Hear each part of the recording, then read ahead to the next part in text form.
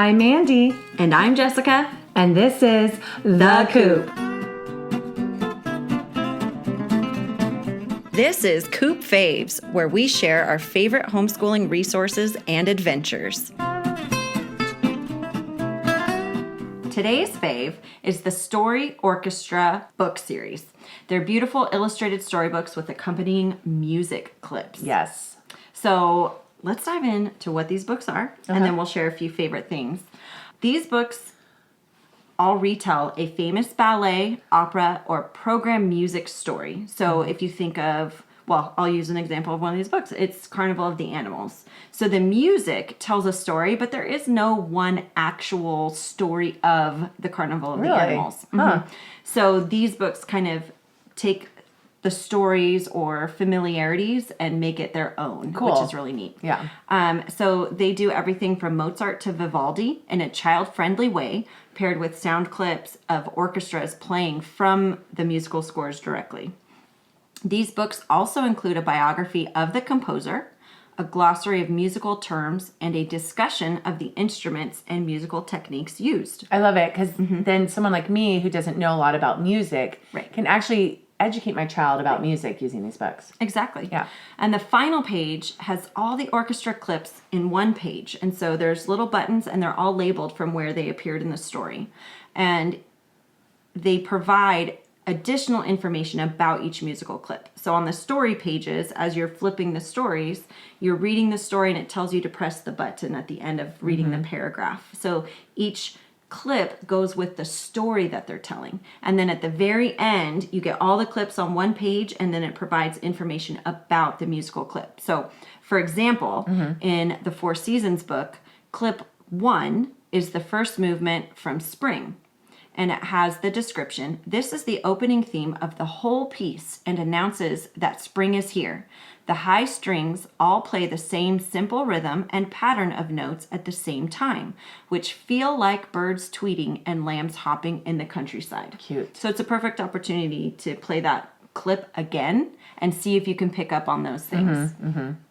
So that's what it is. Yeah. And now this is why I love it. So the first reason is the beautiful illustration. It is beautiful. It's beautiful. The colors are vivid and exciting. They're not overwhelming and bright, but they're vivid. That was the best word I could come up with. Yeah. When you were first describing it to me and you said they were beautiful, I believed you that they were beautiful.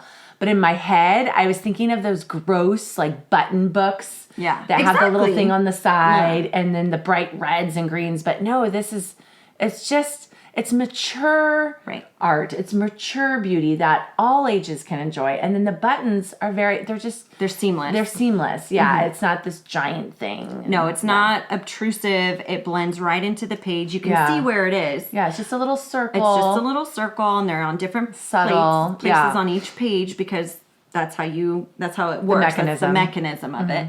But they're subtle and they play in really nicely. Everything is very seamless. Yeah, when you say exciting, it's totally true because you brought the books, I opened them up and I was just like, oh, this is the art that I love in books. Right. It's pretty.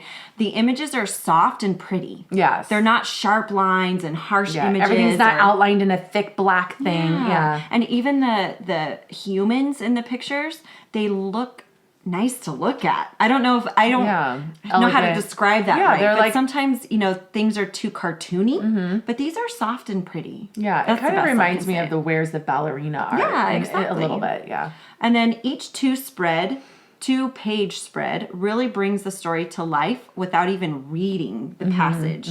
So you can just see because they use the 2 pages to really illustrate what's happening within the story. And I think it's really well done. Yeah. I love these books for the retelling of each story. So as I said, some of these are ballets, some are operas, and some are just storytelling music compositions. And so some kids are already familiar with some of these stories. Yeah. So the retelling doesn't stray too far. So the Nutcracker, Swan Lake, Sleeping Beauty. Yeah. People are pretty familiar with those. Totally. Now, Sleeping Beauty, I will add, is not the Disney version because Sleeping Beauty had existed before Disney bought it. So it talks Does he get blinded by the briar bush? No.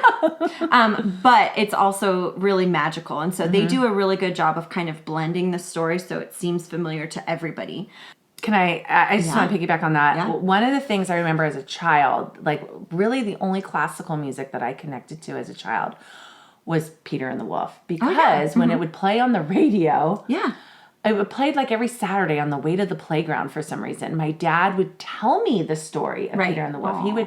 He would take me through it, and I have such vivid memories of that. So when you listened to it, you didn't listen to the narrated version? No. Your dad would narrate it? My dad would narrate it. Interesting, because David Bowie narrates an amazing version of it that we've listened to a lot. Yeah, isn't that weird? That is. Because when you think about it, it's almost like 40 years ago. Yeah. So I don't know. I've never really listened to the music where it's not narrated. Not narrated, yeah. So when my kids got really little or were born, I bought the Peter and the Wolf book with this CD, and then I also would pull it up on the YouTube, and I'm hearing a similar narration. But my dad would talk almost during the whole thing, right? Because that's how the narration is. Oh, okay, yeah. Mm-hmm. So it was just really, really. Getting that picture of the music really connects you to it, and that's what I love that these books do. Yeah, actually, I really hope that they do come out with Peter and the Wolf, because that's one of my favorites. Yeah. So then the Four Seasons and the Carnival of Animals have unique stories. Mm-hmm. The My Story Orchestra, they have unique stories for them because they're not just one agreed upon plot. Yeah. These are one of those storytelling music compositions. Mm-hmm. So there's many versions out there based on the musical journey that the composer created. Mm-hmm. So I really like how they were able to take what's familiar already and kind of create their own unique story to it. Definitely. And then there's the educational component. So these books share popular stories. They teach about composers, and they teach musical concepts used in the musical clips that they're listening to. Mm-hmm. Now, how I use these books. Mm-hmm. I read the ballet Story Orchestra books throughout the school year to my young dance students to help teach them the stories, and then to get them familiar with the clips. Yeah. So for instance, I do an annual Nutcracker, and I want them to always know what the story is, even if they're not in that year's Nutcracker, or even if they are, they're only one small part. If they're just a baby mouse, they might not have any idea what's happening in the rest of the Nutcracker. They're just a part of the greater. And it doesn't tell the whole story. So I like to make sure that they know the story, and then it also exposes them to the different clips that they'll hear throughout the Nutcracker. So I love being able to utilize these books and help really give a well-rounded dance education and not a very one-sided, one-dimensional. So for me, I love that use of it. And then it helps them learn about the music that they dance to and the composers who created them. It's a whole art lesson. Yeah. I mean, and if your kids aren't enrolled in a dance class, you can do this in your home. We used to do this with Can You Hear This? Right. And I put in the little CD and we danced to the music. And so you could do these little clips and come up with little dance moves and just bond with your kids while you do that. So that is the second way that I use okay. I keep them in my home when they're not at my studio. Mm-hmm. And then my 4-year-old loves them. Yeah. So I had actually just gotten the Four Seasons book, and he saw it sitting there and thought it was the Nutcracker one because it's the same shape, has the same illustration style. Look, So he was like, "Oh, can we listen to the Nutcracker book?" Mm-hmm. And I said, "Oh, that one's packed away." Because I try to keep all my Christmas books put away. Yeah. I was like, "Oh, honey, that one's packed away."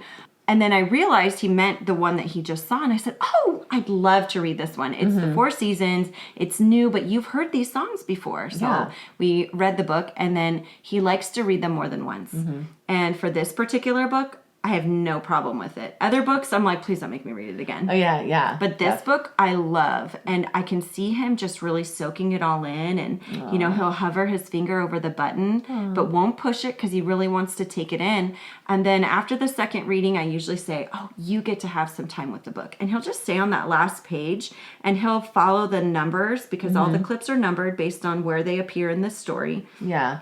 And he'll go through each one and just listen to them. Yeah. And he's not just doing it to make noise. He's actually listening to each clip. And each clip is about 10 seconds or less. Well, it's not long. These are great pre-reading exercises for him, too. Exactly. Mm-hmm. So I really love that. And then he's getting to know the names of these composers at such a young age. Because I also am not allowed to get away with not reading the composer's biography. Oh, fun. Each time we read it. Aww. I always think I read it once. Why do you need the biography? Yeah. But then I think, why not? Yeah. This is just reinforcing all of this stuff that I really value. And all the words. Yeah, exactly.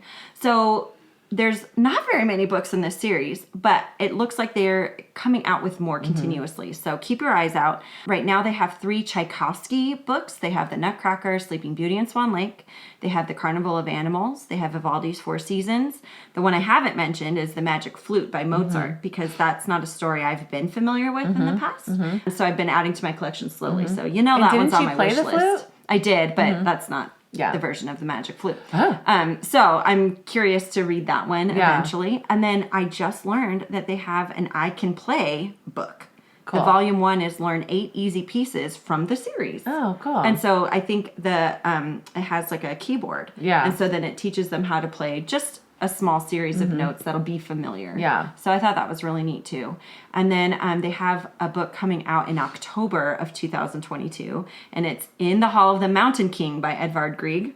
You're acting like I know this stuff. You do. I know. Wow. You do know it. I just don't know names of things, I guess. Yeah. So we're going to link the 4 Seasons because I think it's the most magical of the books. It's currently spring, so that's my favorite one. It's going to be linked in our descriptions in either the YouTube or on the podcasts.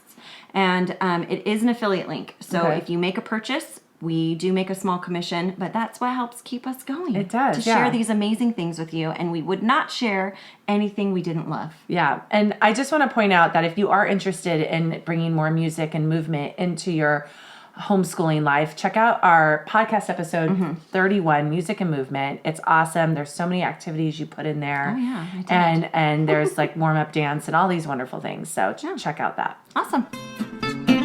Thanks for listening. We love your support. Be sure to subscribe to our podcast, leave a rating and review to let us know how we're doing, and share our podcast with your friends who need a little community, humility, and joyful fun in homeschooling.